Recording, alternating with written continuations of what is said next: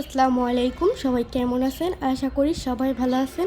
আজকে শুরু করছি পদ্মজা সিজন 1 পার্ট 21। কেউ যদি শুরু থেকে বই পড়তে চান, আমার ইউটিউব চ্যানেল এবং ফেসবুক পেজে শুরু থেকে বইয়ের সবগুলো পার্ট দেওয়া আছে। কেউ চাইলে যদি পড়তে চান তাহলে চেক করে নিতে পারেন। তো শুরু করছি 83 পৃষ্ঠার থেকে। রূপ ক্ষণিকের, গুণ চিরস্থায়ী। এটা আব্বা শেষ বয়সে এসে বুঝেছে। পদ্মজার শীতল কণ্ঠ এবং কথার তীরে হেমলতা ভীষণভাবে বিস্মৃত হলো।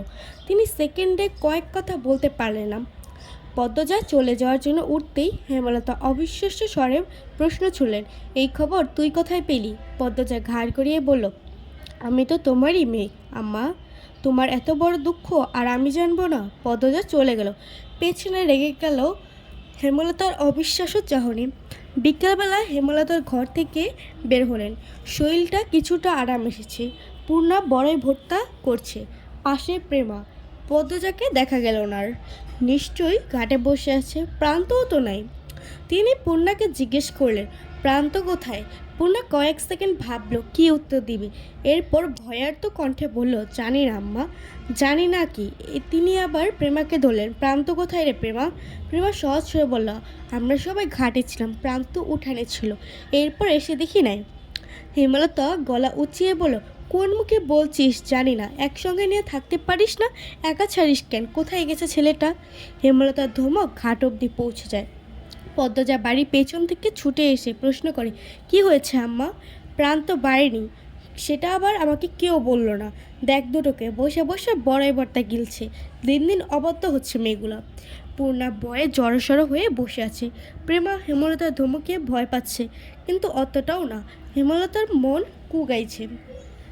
তিনি নিজ ঘরে যেতে যেতে পদ্মজাকে বললেন, বের হচ্ছি আমি, সাবধানে থাকবি। তখন দুজন লোক প্রান্তকে নিয়ে বাড়িতে ঢুকলো। প্রান্তর কপাল বেয়ে বেয়ে রক্ত ঝরছে। পদ্মজা উদ্গ্রীব হয়ে হেমলতাকে বললেন, আম্মা। এরপর দৌড়ে গেল উঠানে। প্রান্ত কাঁদছে। হেমলতা ব্যস্ত পায়ে বেরিয়ে আসেন। প্রান্তকে আহত অবস্থায় দেখে ভড়কে যান। বুকটা হাহাকার করে উঠে তার। ছুটে গিয়ে প্রান্তকে দুই হাতে জড়িয়ে ধরে লোক দুটিকে জিজ্ঞেস করলেন, আমার ছেলের কি হয়েছে? একজন বলল, পলাশ মিয়া স্যারার লগে মাইর লাগছিল। হ্যাঁ, স্যারার পাথর দিয়ে ইডা মারছে, কপাল আর ফাইটা গেছে। মোর্শেদ লাহারি ঘরের সামনে কাজ কাটছিলেন। চেঁচামেচি শুনে চলে আসেন। প্রান্তকে এমন তো অবস্থায় দেখে লোক দুটিকে তেজ দিয়ে বলেন, কোন কুত্তার বাচ্চায় আমার স্যারারে মারছে? কোন বান্দি স্যারা এত বড় সাহস? মোর্শেদ উত্তরের অপেক্ষা করলেন না। প্রান্তকে নিয়ে ছুটে চলে যান বাজারে। হেমলতা রয়ে গেলেন বাড়িতে। বাজারে আজ হাট বসেছে। মোর্শেদ হেমলতাকে নিষেধ করেছেন সঙ্গে যেতে। বাড়িতে থেকে হেমলতা হাঁসফাঁস করছেন। প্রান্ত একা বড় হয়েছে, কতবার কত রকম আঘাত পেয়েছে, দেখার কেউ ছিল না। সবসময় মিনমিনিয়ে কেঁদেছে। এমন বাচ্চা ছেলের এত বড় আঘাত পেয়েছে, চেঁচিয়ে কাঁদার কথা। কষ্ট তো আর কম হওয়া পায়নি। দাঁতে দাঁত চেপে সহ্য করছে। হেমলতা ভীষণ কষ্ট হচ্ছে। পদ্মজা ঘরে লুকিয়ে কাঁদছে। পূর্ণা প্রেমা বাড়ির বাইরে বারবার উঁকি দিয়ে দেখছে তাদের আব্বা আর প্রান্তকে নিয়ে ফিরল কিনা। দেখতে দেখতে চলে এসেছে মেট্রিক পরীক্ষা। কেন্দ্র শহরে যেতে লাগে 6 ঘন্টা। বাড়ি থেকে পরীক্ষা দেওয়া সম্ভব নয়। এদিকে কেন্দ্রের পাশেই মোর্শেদের মামা বাড়ি। মামা নেই, তবে মামাতো ভাইয়েরা আছে। কথাবার্তা বলে সেখানেই 1.5 মাসের জন্য হেমলতা আর পদ্মজা উঠল। মোর্শেদ বাড়ির 2 মেয়েকে আর প্রান্তকে নিয়ে বাড়িতেই রয়ে যায়। হেমলতা পদ্মজাকে নিয়ে আসার পূর্বে নিজে এসে দেখে গেছেন পরিবেশ কেমন। মোর্শেদের 2 মামাতো ভাইয়ের মধ্যে একজন রাজধানীতে থাকে, আরেকজনের বয়স অনেক। ছেলে মেয়েদের বিয়ে দিয়ে বউ নিয়ে একাই থাকেন। ছেলেটা শহরে চাকরি করে, পদ্মজার জন্য উপযুক্ত স্থান, তাই আর অমত করলেন না। মোর্শেদের যে ভাইটি বাড়িতে আছে তার নাম আকবর হোসেন। বয়স 60-এর বেশি হবে।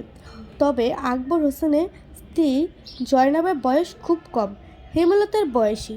হেমলতা আকবর হোসেনকে ভাইজান বলে সম্বোধন। দালান বাড়ি বেশিরভাগ সময় বিদ্যুৎ থাকে, ফলে পদ্মজাও মন দিয়ে পড়াশোনা করতে পারে, পরীক্ষাও ভালো করে দিচ্ছে।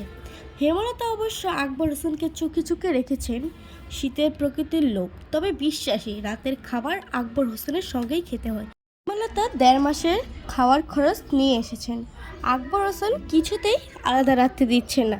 এভাবে অন্যের বোঝা হয়ে থাকতে হেমলতার আত্মসম্মানে লাগে। তিনি কথায় কথায় জানতে পারলেন আকবর হোসেন এবং জয়নবের নকশিকাঁথা খুব পছন্দ, তাই তিনি কিছুদিন যাবৎ নকশিকাঁথা সেলাই করেছেন। যতক্ষণ পদ্মজা পরীক্ষা দেয় ততক্ষণ হেমলতা কেন্দ্রের বাইরে কোথাও বসে বা দাঁড়িয়ে অপেক্ষা করেন। অনেক রাত অবধি পদ্মজা পড়ে।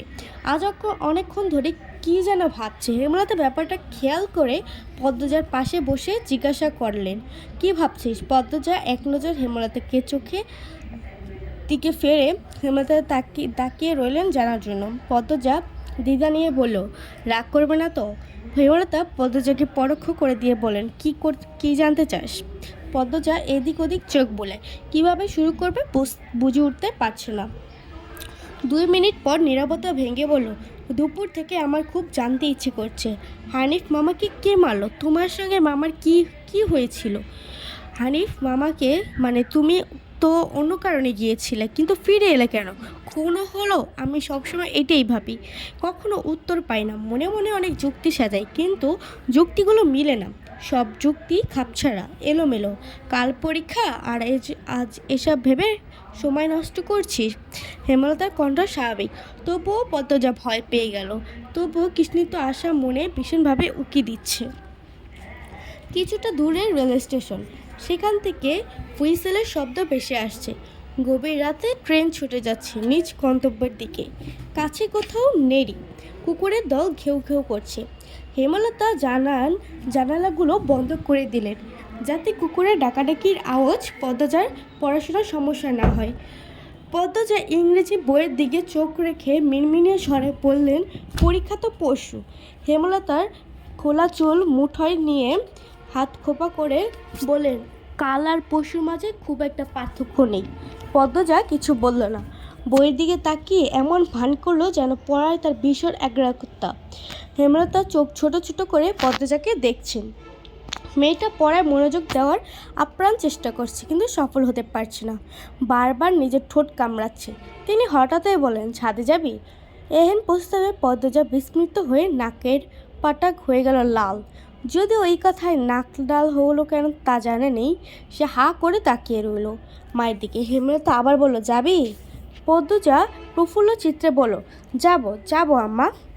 আকবর হোসেনের বাড়িটির নাম সিংহাসন কুঞ্জ। এই অদ্ভুত নামের হেতু ছাদে উঠলেই জানা যায়। মা মেয়ে সিঁড়ি বেয়ে ছাদের দিকে উঠল। তাদের পায়ের শব্দ মোহময় ছন্দ তোলে, হারিয়ে যাচ্ছে গহীন অন্ধকারে। ছাদের ঠিক মধ্যিখানে দাঁড়িয়ে আছে বিশাল সিংহাসন। তা দেখে পদ্মজার চক্ষু চড়ক গাছ। বিস্ময় নিয়ে প্রশ্ন করল, আম্মা, এই সিংহাসন কার? আজ এই পর্যন্তই। পরবর্তী পৃষ্ঠা পড়ে শোনানো হবে। আমার ভিডিওতে কোনো ভুল ত্রুটি থাকলে কমেন্টের মাধ্যমে জানাবেন। ভিডিওটি ভালো লাগলে অবশ্যই চ্যানেলটিকে সাবস্ক্রাইব এবং ফলো করে যাবেন। আল্লাহ হাফেজ।